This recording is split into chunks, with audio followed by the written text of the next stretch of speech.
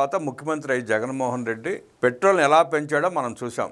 2019కి ముందు రేట్ ఎంత ఉండేది, 2019 తర్వాత ఎంత పెరిగింది, చంద్రబాబు నాయుడు గారు కూటమి ప్రభుత్వం వచ్చిన తర్వాత ఏం జరిగింది ప్రజలందరికీ స్పష్టంగా తెలుసు. కోతలెక్కడా వాతలెక్కడా, వాతలు పెట్టింది జగన్మోహన్ రెడ్డి. అయినా సిగ్గు శరం లేకుండా నీచపు రాతలు రాసుకుంటూ ఇంకా ప్రజల్ని నమ్మించి భ్రమించి మోసం చేసే ప్రయత్నం చేస్తూనే ఉన్నాడు జగన్మోహన్ రెడ్డి.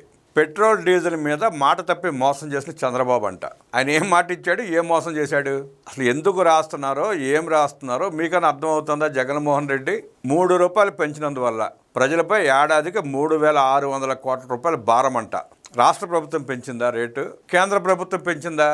కేంద్ర ప్రభుత్వాన్ని అడిగే దమ్ము ధైర్యం లేక, ప్రశ్నించే ధైర్యం లేక రాష్ట్ర ప్రభుత్వం పడి ఏడుస్తున్నాడు జగన్మోహన్ రెడ్డి. రాష్ట్ర ప్రభుత్వం మీద పడి ఏడిస్తే ఉపయోగం ఏముంది? జగన్ రెడ్డి, నీకు నిజంగా దమ్ము ధైర్యం ఉంటే కేంద్రాన్ని ప్రశ్నించు, కేంద్రాన్ని నిలది. నువ్వు ఆ పని చేయకుండా రాష్ట్ర ప్రభుత్వం చేయని పనికి కేంద్ర ప్రభుత్వం చేస్తే కూటమి మీద పడి ఏడుస్తావు ఎందుకు జగన్ రెడ్డి? ఇక్కడ పెద్ద పట్టిక వేశాడు. మరి 2019-24 మధ్యలో పెరిగిన రేట్ల పట్టిక కూడా వేస్తే బాగుండేది కదా. నీ దరిద్రం మూలంగానే కదా రాష్ట్రానికి భారం అంతా. నువ్వు అధికారంలో ఉండగా ప్రజల మీద 7 రూపాయలు 8 రూపాయలు పెంచి ప్రజలు నడ్డి విరిచి వసూలు చేసుకుని నీ బొక్కసను నింపుకుని ఇవాళ ఏడుస్తావా? కాసేపు పెట్రోల్ రేట్లు పక్కన పెట్టి, పెట్రోల్ రేటు పెంపకం అనేది నిర్ణయం తీసుకునేది కేంద్ర ప్రభుత్వం. అది మళ్ళీ మాట్లాడదాం. భారతీయ సిమెంట్, జగన్మోహన్ రెడ్డి సంస్థ భారతీయ సిమెంట్ అమ్మే సిమెంట్ రేట్లు ఒకసారి చూద్దాం. తెలంగాణలో ఎంతకు అమ్ముతున్నాడు, తమిళనాడులో ఎంతకు అమ్ముతున్నాడు, ఆంధ్రాలో ఎంతకు అమ్ముతున్నాడు? నీ చేతిలో ఉన్న ధరల్ని పొరుగు రాష్ట్రాలు ఒక రకంగా, ఆంధ్రప్రదేశ్లో ఒక రకంగా ఎందుకు పెట్టావు జగన్ రెడ్డి? నువ్వు పెట్రోల్ అంటూ పట్టిక రాశావు, మరి భారతీయ సిమెంట్ పట్టిక ఎందుకు రాయలేదు నువ్వు? 50 కేజీల భారతీయ సిమెంట్ బ్యాగ్ తెలంగాణలో 290 రూపాయల నుంచి 350 రూపాయలు అంట. ప్రారంభ ధర 290 రూపాయలు. తమిళనాడులో కూడా 290 రూపాయల నుంచి 385 రూపాయలు. ప్రాంతాలను బట్టి, దూరాన్ని బట్టి 290 నుంచి 385 రూపాయలు వేరియేషన్ ఉంటుంది రేటు. మరి ఆంధ్రప్రదేశ్లో చూద్దామా? జగన్మోహన్ రెడ్డి భార్య భారతిరెడ్డి నిర్వహించే భారతీయ సిమెంట్ 50 కేజీల బ్యాగ్ రేటు ఆంధ్రప్రదేశ్లో ప్రారంభ ధర 315 రూపాయలు. 315 రూపాయల నుంచి 350 రూపాయలు. తెలంగాణలో 280 రూపాయలు ఏంటి, తమిళనాడులో 285 రూపాయలు ఏంటి, ఆంధ్రప్రదేశ్లో 315 రూపాయలు ఏంటి? ఎందుకు అంత వ్యత్యాసం? నువ్వా సిగ్గు సెరవు లేకుండా పెట్రోల్ గురించి మాట్లాడేది? పొరుగు రాష్ట్రాలకు తక్కువ అమ్ముకుని ఇక్కడ ఆంధ్రప్రదేశ్లో రాజకీయ పబ్బం గడుపుకుంటా రాష్ట్రాన్ని లూటీ చేసి లక్షల కోట్ల రూపాయలు దోచుకుని ఇంకా నీ దాహం తీరక ఆఖరికి నీ సిమెంట్ బ్యాగ్ మీద కూడా అధిక ధరే తీసుకుంటున్నావు. 35 నుంచి 40 రూపాయలు ఎక్స్ట్రా తీసుకుంటున్నావు నువ్వు సిమెంట్ బ్యాగ్ మీద. నీ సిమెంట్ పరిశ్రమ ఆంధ్రప్రదేశ్లో ఉంటుంది, నీకు సబ్సిడీలేమో ఆంధ్రప్రదేశ్ కట్టాలి, నువ్వు రేట్ ఎక్కువ అమ్ముకునేది ఆంధ్రప్రదేశ్లో. నీ చేతిలో ఉన్న పనిని నువ్వు తగ్గించగలే స్థితిలో ఉండి నువ్వు తగ్గించకపోగా రేట్లు పెంచి అమ్ముకుంటా పెట్రోల్ మీద 3 రూపాయలు కేంద్ర ప్రభుత్వం పెంచితే ఏడుస్తావా? కూటమి ప్రభుత్వం చేస్తున్న సంక్షేమ కార్యక్రమాలు, చేస్తున్న అభివృద్ధి, వస్తున్న పరిశ్రమల మీద మాట్లాడటానికి ఏమీ లేక పెట్రోల్ డామాలు మొదలుపెట్టాడు జగన్మోహన్ రెడ్డి. నువ్వు ముఖ్యమంత్రిగా ఉండగా నీ పరిపాలనలో పెంచిన రేట్ల గురించి మాట్లాడితే ప్రజలు ప్రశ్నిస్తే మీ ముఖాలు ఎక్కడ పెట్టుకుంటారు జగన్ రెడ్డి? మీ ముఖాలు ఎక్కడ పెట్టుకుంటారు? ఇవాళ పెట్రోల్ రేట్ల గురించి మాట్లాడుతున్న వైసీపీ నాయకులు సమాధానం చెప్పాలి. ఈ మధ్య ఆంధ్రప్రదేశ్లో రాజకీయ నాయకులు మాట్లాడుతున్న మాటలు చూస్తూ ఉంటే ప్రజలకు ఏడ్వాలో నవ్వాలో కూడా తెలియడంలా అంత దిగజారి మాట్లాడుతున్నారు వైఎస్ఆర్ కాంగ్రెస్ పార్టీ నాయకులు. ప్రజలకు నిజాలు తెలుసన్న ఇంగితం కూడా లేకుండా నిస్సిగ్గుగా చెప్పిన అబద్ధమే చెప్పే ప్రయత్నం చేస్తున్నారు. ముఖ్యంగా పెట్రోల్ డీజిల్ మీద వాళ్ళు చెబుతున్న అబద్ధాలు చూస్తుంటే అసలు ఆ పార్టీ నాయకులకి ఆర్థిక వ్యవస్థ మీద కనీసం అవగాహన ఉందా అనిపిస్తోంది. ప్రపంచంలో ఏం జరుగుతూ ఉంది, దేశ ఆర్థిక పరిస్థితి ఏంటి, ఎందుకు పెంచాల్సి వచ్చింది, కనీస అవగాహన మీకుందా అని ప్రజలు ప్రశ్నిస్తున్నారు. వాళ్ళ పెట్రోల్ ధరలు పెంచింది కేంద్రం, ప్రశ్నిస్తే మోడీ గారిని ప్రశ్నించాలి లేదా కేంద్ర ప్రభుత్వాన్ని ప్రశ్నించాలి. రాష్ట్రానికి ఏం సంబంధం? ఈ వైఎస్ఆర్ కాంగ్రెస్ పార్టీ నాయకులకి, జగన్మోహన్ రెడ్డికి కేంద్రాన్ని, మోదీ గారిని ప్రశ్నించే ధైర్యం లేక, దమ్ము లేక. ప్రశ్నిస్తే ఏమవుతుందో స్పష్టంగా వాళ్ళకి తెలుసు. జగన్ రెడ్డి మోడీ గారి పేరు ఉచ్చరిస్తే ఓచరం లెక్క పెట్టాల్సిన పరిస్థితి వస్తుందని చెప్పి వాళ్ళందరికీ బాగా తెలుసు. వాళ్ళకి ఆ స్పష్టత ఉంది కాబట్టే వాళ్ళని అడిగే దమ్ము ధైర్యం లేక రాష్ట్రంలో ఉన్న కూటమి ప్రభుత్వం మీద పడి ఏడుస్తున్నారు. ఏ సంబంధం లేని విద్యాశాఖ మంత్రి నారా లోకేష్ గారి మీద పడి ఏడుస్తున్నారు. ఆయన మీద కేసులు పెట్టాలంట. ఏమయ్య, అసలు మీ బుద్ధి బుర్ర ఉందా, బుద్ధి జ్ఞానం ఉందా? కేంద్ర ప్రభుత్వం పెట్రోల్ రేట్లు పెంచితే లోకేష్ గారి మీద కేసులు పెడతారా? అంటే నారా లోకేష్ పేరెత్తి మేము ఇంకా రాజకీయాల్లో బ్రతికే ఉన్నామని చెప్పుకునే ప్రయత్నం చేస్తున్నారా, లేదంటే నిజంగా ప్రజల పక్షాన మాట్లాడదాం అనుకుంటున్నారా?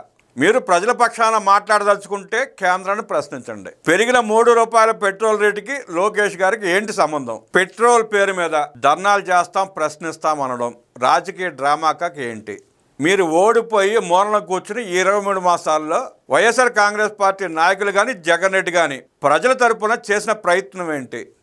ఎందుకు 23 మాసాలు గడిచినా ప్రజల మధ్యలోకి వచ్చి మీరు మాట్లాడలేకపోతున్నారు?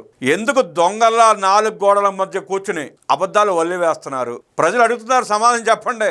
వైఎస్ జగన్మోహన్ రెడ్డి ముఖ్యమంత్రిగా ఉన్న 5 ఏళ్లలో వ్యాట్ రోడ్ సెస్ పేరుతో ప్రజల మీద భారం మోపింది నిజం కాదా? ప్రజలకు గుర్తు లేదు, మర్చిపోయారు అనుకుంటున్నారా? జగన్మోహన్ రెడ్డి ముఖ్యమంత్రిగా ఉన్న 5 ఏళ్లలో పెట్రోల్ మీద ₹41, డీజిల్ మీద ₹31 అదనపు భారం వేయడం, పన్నులు పెంచి ప్రజల నడ్డి విరవడం వాస్తవం కాదా? ప్రజలు అప్పుడే మర్చిపోయారు అనుకుంటున్నారా మీరు? 2019 వరకు సాధారణ స్థాయి రేట్లు ఉన్న పెట్రోల్ డీజిల్ రేట్లు జగన్మోహన్ రెడ్డి అడ్డగోలుగా పెంచడం వల్ల ఒక్కసారిగా రేట్లు పెరిగి ప్రజల నెత్తిన పిడుగులు పడటం వాస్తవం కాదా? 2019 ముందు చంద్రబాబు నాయుడు గారు ముఖ్యమంత్రిగా ఉండగా పెట్రోల్ రేటు ₹76, డీజిల్ రేటు ₹68. ₹76 ఉన్న పెట్రోల్ రేటుని ₹41 పెంచి ₹108 చేసింది ఎవరు? జగన్ రెడ్డి కాదా? ₹68 ఉన్న డీజిల్ రేటుని ₹99 పెంచి సామాన్య ప్రజలు నడ్డివచ్చింది జగన్మోహన్ రెడ్డి కాదా? జగన్మోహన్ రెడ్డి ముఖ్యమంత్రిగా ఉన్నప్పుడు పరిస్థితులు ఎలా ఉండేవో ప్రజలు మర్చిపోయారనుకుంటున్నారా? గుర్తులేదనుకుంటున్నారా? కర్ణాటక నుండి రాష్ట్రంలోకి వచ్చే ప్రజలకి కర్ణాటక బార్డర్లో ముందే కర్ణాటకలో ఉన్న పెట్రోల్ బంకులు పెద్ద పెద్ద బోర్డులు పెట్టేవి, ఫ్లెక్సీలు వేసినాయి.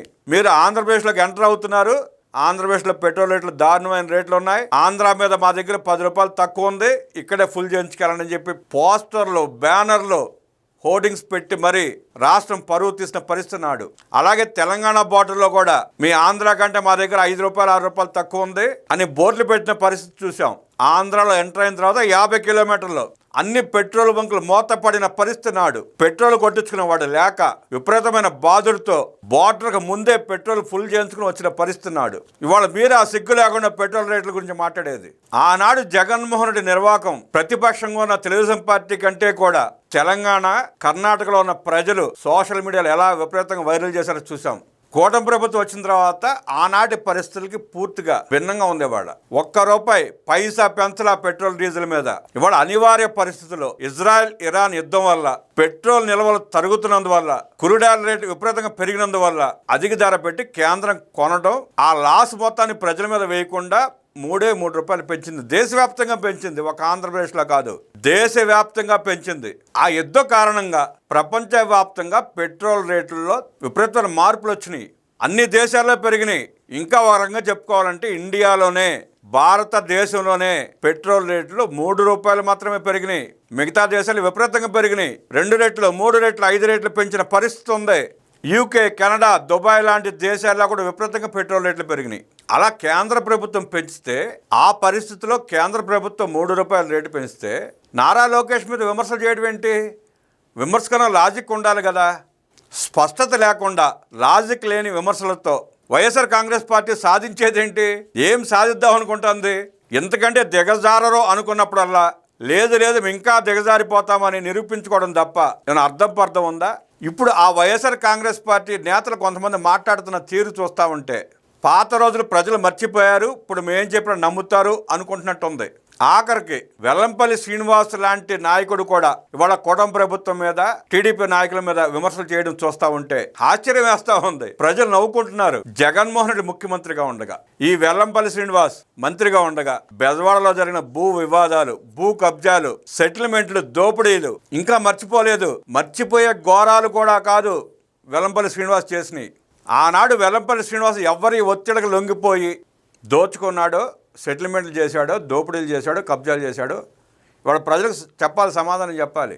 ఇక సంక్షేమ పథకాలుగా వస్తే జగన్మోహన్ ప్రభుత్వం అమ్మఒడి పేరుతో ఎంతమంది పిల్లలకు ఉంటే అంతమందికి అమ్మఒడి ఇస్తానని చెప్పి ఎలా ఆ ప్రజలను మోసం చేసిందో చూసాం మనం. అరాకొరాగా ఇచ్చి బటనొక్కాం అని డ్రామాలాడి ఏ రకంగా ప్రజలు మోసం చేశారో కూడా మనం చూసాం. ఇవాళ కూటమి ప్రభుత్వం వచ్చిన తర్వాత నారా లోకేష్ విద్యాశాఖ మంత్రిగా ప్రమాణ స్వీకారం చేసిన తర్వాత తల్లికి దీవిన 67 లక్షల మంది పైగా విద్యార్థులకి 15,000 రూపాయల చొప్పున ఒకే రోజు 10,000 కోట్ల రూపాయలు బ్యాంకులో జమ చేసిన పరిస్థితి కూడా మనం చూసాం. జగన్మోహన్ రెడ్డి 42 లక్షల మందికి ఇచ్చానని చెప్పి ఎంతమందిని మోసం చేశాడో కూడా ప్రజలకు స్పష్టంగా తెలుసు.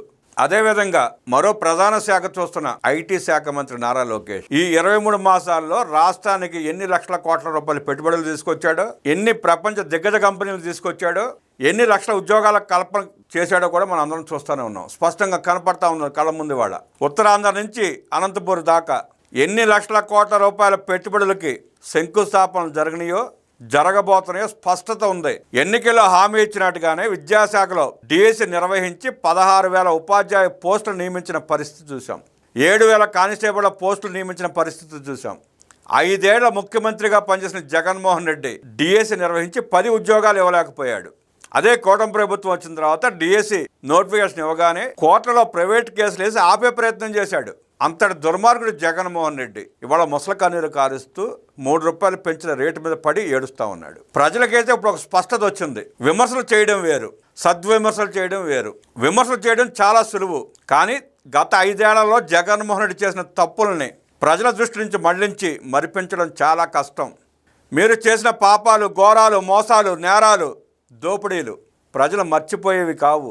ఇంకొక 5 దశాబ్దాలు గడిచిన ఆంధ్రప్రదేశ్ ప్రజలు జగన్మోహన్ రెడ్డి చేసిన మోసాలను మర్చిపోయే పరిస్థితి లేదు. నిజంగా జగన్మోహన్ రెడ్డి కానీ వైఎస్ఆర్ కాంగ్రెస్ పార్టీ నాయకులు కానీ చిత్తశుద్ధి ఉంటే, మేం కూడా మనుషులమే, ఈ రాష్ట్రంలో ఒక భాగమే అని మీరు అనుకుంటే 5 ఏళ్లలో మీరు చేసిన ఒక గొప్ప పనిని ప్రజలకు చెప్పి కూటమి నాయకులకు సవాల్ చేసి చర్చకు రండి.